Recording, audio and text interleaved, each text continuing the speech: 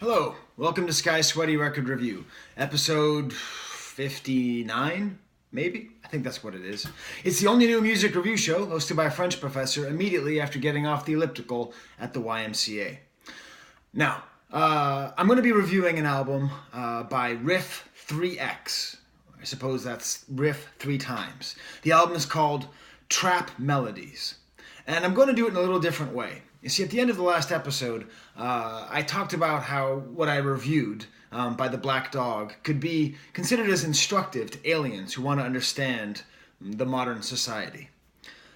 I think it's actually important also to explain trap music to aliens.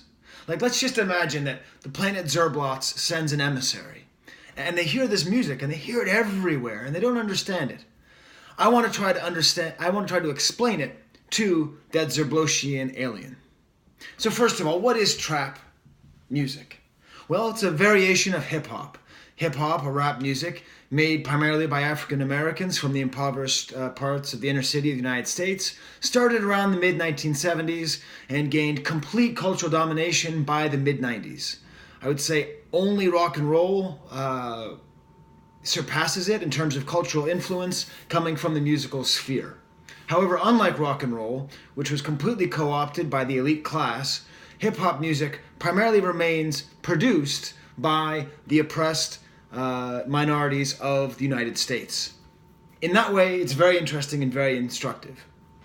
It is usually broken down into two sections, beats and rhymes. Beats refers to the music that is made. Usually, in the old days, it would often be a sample taken from another artist and broken into sections and made into a new song. Since copyright has been more firmly enforced by lawyers, it's moved towards another style, which is more simplistic, fairly rudimentary electronic melodies and rhythms made by drum machines or keyboards. Rhymes refers to the verses. Rap is different than most other forms of music in the way that very little is sung, it is just said and it rhymes. Now, the thing to understand about trap hip-hop is it is a variation of a style of rap that came to dominate in the late 1980s. And if you're listening to this and you go, Skye, you've lost the plot, I know what rap is, I'm going to make a couple interesting points here, which maybe you haven't thought of. Maybe you have, in which case, good for you. Gangsta rap music took over as the dominant form of rap music in the late 1980s. In general, there existed in the early days of hip-hop two different strains. One of them was about social justice and about seeing inequality, seeing racism and oppression, and pointing it out, shining a light onto inequality. Then there was the other side, which appeared to revel in the inequality. It actually justified the inequality because it followed the same narrative. I was poor, I grew up from nothing, and I succeeded in this inequality. I am great, I am wonderful, the inequality which created me is natural and good. I am the best because I came up out of this inequality which should not be changed. How did a music which was begun by oppressed people then turn to reinforce its own oppression is a sad story. The real father, the godfather of gangster rap music, and therefore the godfather of trap music, is found in this textbook of 8th grade history by my son. I mean, he didn't write it. He has to read it.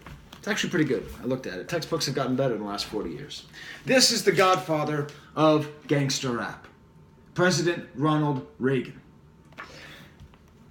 Now, he's often seen as a very conservative figure, very old-fashioned, family-first, white Republican, often accused of racism. I don't know if that's really fair, except systematically. But what he put in place when he became president in 1980, Zerblotzian aliens, this Earth leader, was the belief that being rich is a moral value. That succeeding, that the inequality between rich and poor is actually natural and good. And that the rich should get richer. And if they get richer, that will make it more equal because the value will, the wealth will, in theory, trickle down to the poor. Okay? That is a economic policy which has been supported by every president since. It is the dominant philosophy in American politics since the 1980s. The rich should be rich and the poor should be poor. This created an emphasis of the distinction between the dominant class and the oppressed. Those that consumed hip-hop music, like me, from the wealthy suburbs of Boston, Massachusetts, and those that made it, like Eazy-E from the inner city of Los Angeles. What ended up happening was gangster rap enforces these hard conservative values. It's all about being rich and getting over on someone else, about your superiority, flashing wealth. It's not about sharing, it's not about supporting others, it's about dominating others and getting all the money. This is at the heart of trap music. Simultaneously to this increasing of the division between wealth, we also have the drug epidemic of the 1980s, which, depending on what you believe, was either tacitly agreed to by Ronald Reagan or actually funded and supported by Ronald Reagan and people in his employ who would fund drug lords to help fight communism. I'm not going to go into that, but I will say this. These economic conditions getting worse meant that when a new form of cocaine, known as crack cocaine, came into the inner city, it was a way for people to gain wealth quickly. It was so addictive, it was such an easy product to sell, that many people in these inner cities would get rich by literally murdering their neighborhood. At the same time, the jail system was increased, the criminal justice system was reformed to put drug offenders more time in jail. These were disproportionately African Americans from the inner city, the same place that we're talking, where hip-hop came from. And this created a horrible cycle, a cycle which continues to this day.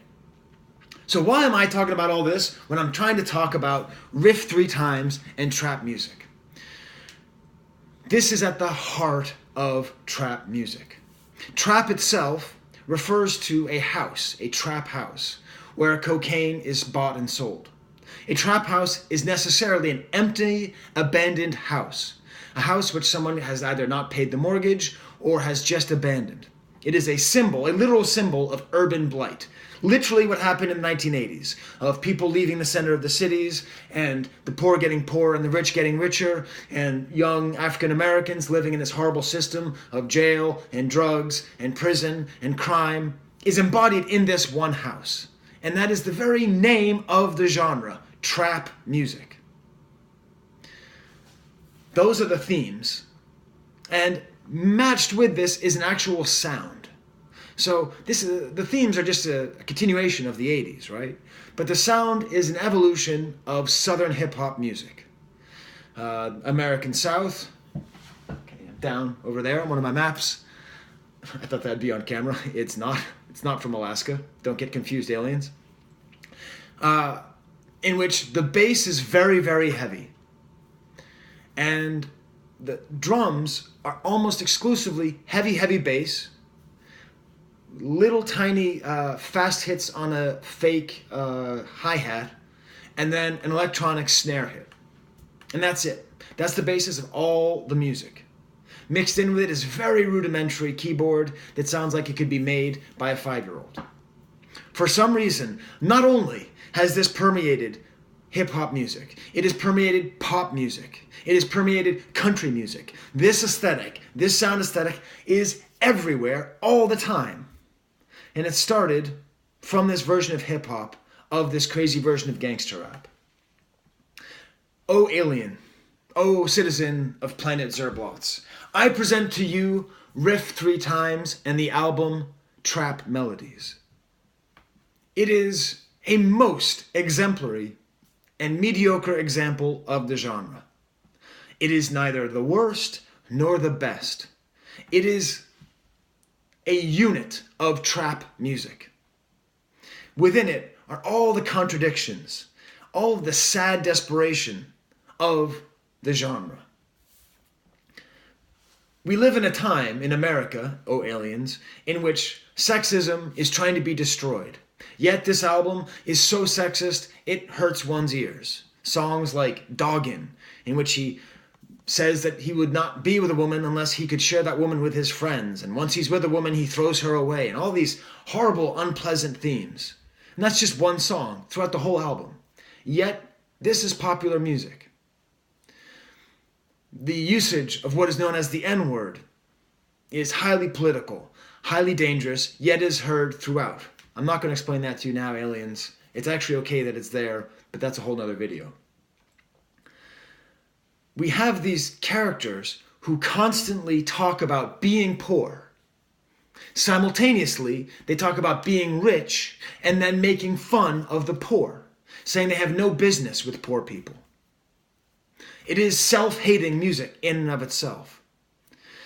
It's a trope of this kind of music that at a certain point, there's a moment of self-reflection. And in this, there's a song called Mama's House, in which Riff 3 times talks about selling drugs in his mom's house. And he expresses regret and remorse. Yet on the same song, or maybe the next song, I can't tell, they all blend together. He raps about how happy he is that he is rich and now his mom can be comfortable. Where does that money come from? We are to believe it comes from selling drugs and then making music about selling drugs. It's also worth noting that the majority of trap artists are not drug dealers. The majority of trap artists and gangster rappers are not criminals at all. It is just the thematics that they chose. Much like country music or folk music or rock and roll music, in which people take on the persona of a criminal, that is what happens here. It's hard to distinguish what is true and what is false. What matters is the narrative. Poor people are to be laughed at.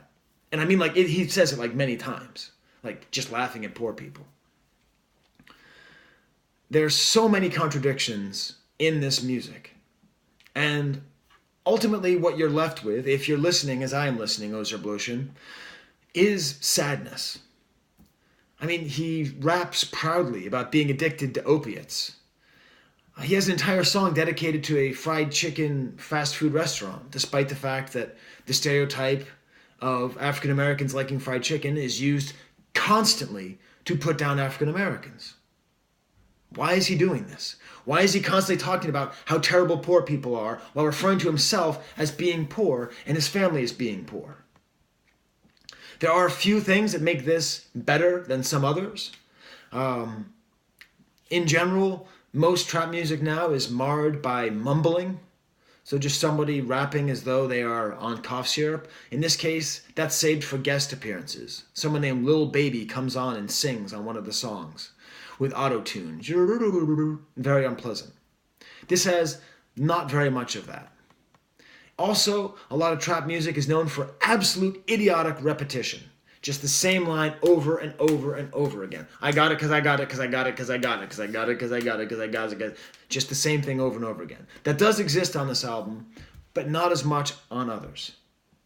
Strangely enough, I will say this to you, my public, my aliens. Listen to the song, Oh Yeah. It even gets my stamp. I like this song. It's the first track on the album. It has all of these things that I don't like. It's sexist, makes reference to women in ways I don't like. It's constantly talking about selling drugs, which bothers me on a visceral level. It glorifies in the wealth gap. It is pure Reagan hip-hop. But it's a good beat. And this guy has charisma. And the way that he delivers his lines is nice. He has a little bit of doubling up on the track, so he comes over and he himself repeats some lines. Slab him. I don't know what that means. Another part of trap music is they use slang that is completely indecipherable. I don't know what it means. I don't need to know what it means. Whatever it is, at some point, he just says, slab! And I find that interesting and a little bit funny. So, there's my explanation. Trap melodies. The word itself is bizarre because there's no melody at all on this album. But if you want to understand trap music, you could do worse than this album. You could do better too. But this is an even, clear unit of trap. That's my last message to the aliens. I'll be reviewing a new album. Who knows what it'll be. But as always, thank you for what. You know what? I don't say this enough. I actually do like it when people subscribe to me. In the beginning, I acted like I don't care. But now I do. So you can subscribe to me if you want. Okay. or don't. All right. Goodbye, Zerblotzians. There's the camera.